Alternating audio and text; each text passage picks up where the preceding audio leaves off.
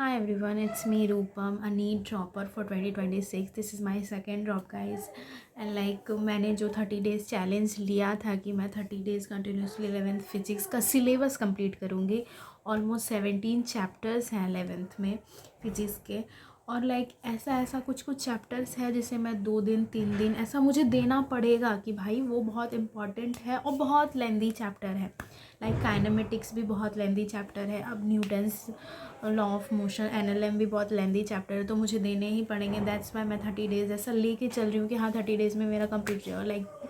जैसे छोटा चैप्टर है थर्मोडाइनमिक्स हो गया, केटीजी हो गया, थर्मल प्रॉपर्टीज़ ऑफ मैटर हो गया, ऑक्सीलेशन एंड वेव्स, ठीक है 1.5 डेज़ और 2 डेज़ मुझे लग जाएंगे.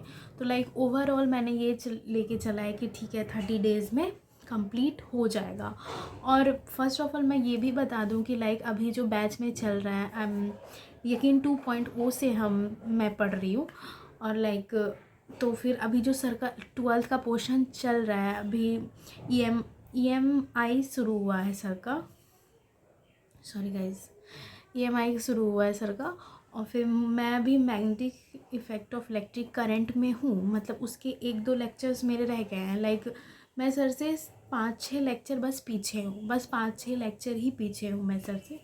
तो मैं ऐसा करूँगी कि मैं सर के साथ आ जाऊँ और इधर भी मैं कंप्लीट करते रहूँ. बिकॉज अगर इधर कंप्लीट करने के जगह वो छूटा तो फिर वो छूटते ही रह जाएगा. फिर मेरा वो बैकलॉग, बहुत सारा बैकलॉग तो मेरा पाइलअप हो गया है सब कुछ. लेकिन फिर भी अब ऐसा करना है कि 12th को ऐसा लेके ही चलना है. मेरा 12th का भी पोर्शन में बैकलॉग में है. बट अभी जो है न्यू मीन्स चैप्टर जो स्टार्ट हो रहे हैं, जो चल रहा है सर के साथ, वो मेरा बैकलॉग में नहीं जाना चाहिए. एट एनी हाउ मुझे वो भी लेके चलना है. और ये तो 30 डेज़ में चैलेंज में कंप्लीट करना ही है. ठीक है, इसमें कुछ डिले हो रहा है 1 दिन. अगर यूनिट एंड मेजरमेंट 1.5 डेज़ का है और 1 डे का ही है तो थोड़ा ज़्यादा मेरे को टाइम लग रहा है. तो फिर आई मैनेज, कोई बात नहीं. लेकिन फिर भी जो 30 डेज़ टारगेट मैंने लिया है वो 30 डेज़ में ही पूरा करूँगी. और मैंने ये सोचा है कि मैं पहले वो चैप्टर्स कर लूँ कि जिसका वेटेज बहुत ज़्यादा है. एनएलएम हो गया, वर्क पावर एनर्जी हो गया, और काइनेमेटिक्स से भी कुछ कुछ क्वेश्चंस आते ही हैं. रोटेशनल मोशन हो गया, ग्रेविटेशन हो गया, और एसएचएम वेव्स, मतलब जो जो क्वेश्चन वेटेज अच्छा है जिस चैप्टर का, पहले मैं वो करूँगी. क्योंकि अगर वो हो गया तो मुझे कॉन्फिडेंस बिल्डअप हो जाएगा मेरे अंदर कि अरे यार ठीक है मैंने इतना तो कर लिया है. मैक्स टू मैक्स मैं अगर 70-80% सिलेबस मैं कंप्लीट कर ही लूँगी. और अगर कुछ चैप्टर्स रह जाते हैं और वो चैप्टर्स अगर रह रहे हैं तो वो बहुत लीस्ट जो भी है कि हाँ ठीक है लीस्ट इम्पॉर्टेंट चैप्टर बोल सकते हैं उसको, उतना भी नीट के पॉइंट ऑफ व्यू से बहुत अच्छे नहीं हैं. वो ही रहेंगे कि हाँ ठीक है चलो इस साल इस चैप्टर से क्वेश्चन आया, नेक्स्ट ईयर नहीं आया. अगर हुआ तो मैं सारा कर लूँगी. ऐसा नहीं कि मैं नहीं करूँगी, क्योंकि बिकॉज जो अभी अगर मैं पढ़ रही हूँ, अगर वो ही मैं अगर पूरा पढ़ते रहूँगी तो मेरा कंप्लीट नहीं होगा. तो इसलिए मैं सोच रही हूँ कि ठीक है थोड़ा कुछ कम कर लूँ. देखो मैंने ये बना लिया है फिज़िक्स 11th का बेसिक मैथ्स. उल्टा दिख रहा होगा आप लोगों को, मैं पढ़ के बता देती हूँ. Basic maths, vectors, unit and measurement, ऐसे पूरे चैप्टर्स के इधर नेम लिख लिए हैं. एंड फिर इधर lectures, PYQs, DPPs, revision, 4 column मैंने बनाया है कि अगर वो लेक्चर्स कंप्लीट हो रहा है. और लेक्चर्स भी मैं पूरे लॉन्ग लेक्चर्स पे नहीं जाने वाली हूँ इस बार.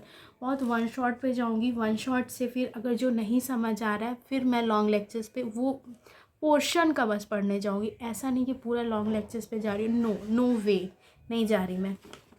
और मेरा भी रिकमेंडेशन यही होगा कि अगर आप लोग ऐसा कर रहे हो मेरे साथ 30 डेज़ चैलेंज तो मत जाओ लॉन्ग लेक्चर्स पे, मत जाओ. क्योंकि 17-18 लेक्चर्स अगर हो रहा है एनएलएम का, 15-16 लेक्चर, तो भाई कितना दिन 15-16 लेक्चर, अगर 2.5 आवर्स का भी अगर आप MR सर का देख रहे हो ना, 2 लेक्चर्स मैक्सिमम आप कर पाओगे दिन का, नहीं कर पाओगे इतना. मैंने ट्राई कर लिया, दैट्स वाई मैं ये बोल रही हूँ. बस नहीं कर पाओगे ट्राई. तो फिर ऐसे ऐसे मैंने कर लिया. और मेरा जो आज का टारगेट है गाइज़, वो मैंने ये रखा है, 1 मिनट, वो मैंने ये रखा है कि फ़िज़िक्स के आज मुझे लेक्चर 4 करने हैं. वो magnetic effect of electric current का। और मेरा ये 8-9 लेक्चर्स जो था ना वो मैंने वो कर लिया है, लाइव ही कर लिया है। तो और लेक्चर 5 भी करने हैं और DPPs अगर रहा तो DPPs भी करनी है। और फिर मैंने 11th फिजिक्स का unit and measurement, basic maths and vectors, ये तीनों चैप्टर मुझे करने हैं। अगर यूनिट एंड मेजरमेंट का कुछ पोर्शन रह भी जाता है तो नो इशू, मैं बिकॉज 3 चैप्टर्स हैं और उसको थोरोली पढ़ना है, कि ऐसा नहीं है छोड़ के पढ़ रही हूँ ये वो, नो वे गाइज। तो हाँ गाइज, मैं अब ये सब कर लूँगी, मतलब मैंने बता दिया है कि आज मैं क्या क्या करने वाली हूँ। और ठीक है, अब मैं अगर ये टारगेट कंप्लीट करती हूँ मैं आपको बताऊँगी। हाँ, एकदम ऑनेस्टी के साथ, नो शुगर कोटिंग। हाँ ठीक है, मैंने ये कर लिया वो कर लिया, भाई अब नहीं, ठीक है। तो फिर मैं बता दूँगी कि ये मैंने कर लिया है, और कुछ ऐसे रह गए हैं जो मुझे करना है, ये भी मैं बताऊँगी ये मेरा रह गया है। ये अगर ये टॉपिक अगर मेरा रह गया होगा तो मैं वो भी बताऊँगी ये टॉपिक मेरा रह गया है, और क्वेश्चन प्रैक्टिस के साथ, ना कि बस नोट्स पढ़ लो रिवाइज़ कर लो। अगर आप लोगों ने नहीं किया है तो गो फॉर वन शॉट, या तो फिर रिवीजन के लिए आप चले जाना। सर का जो यूनिट एंड मेजरमेंट का होता है कि हाँ थोड़ा सा रिवीजन वाला जो होता है, मतलब बोल दीजिए तो पूरा कंक्लूड करके जो सर एक लेक्चर्स बनाते हैं वो उस पर चले जाओ, आप वो देख लो। लॉन्ग लेक्चर्स के लिए टाइम नहीं है। बेसिक मैथ्स एंड ऑल आप वन शॉट कर सकते हो, वेक्टर्स वन शॉट कर लो। मैंने वेक्टर्स वन शॉट ही किया था, मैंने वेक्टर्स वन शॉट किया था। और यूनिट एंड मेजरमेंट का मैं पूरा भी जो था मैं रिवीजन लेक्चर से किया था मैंने।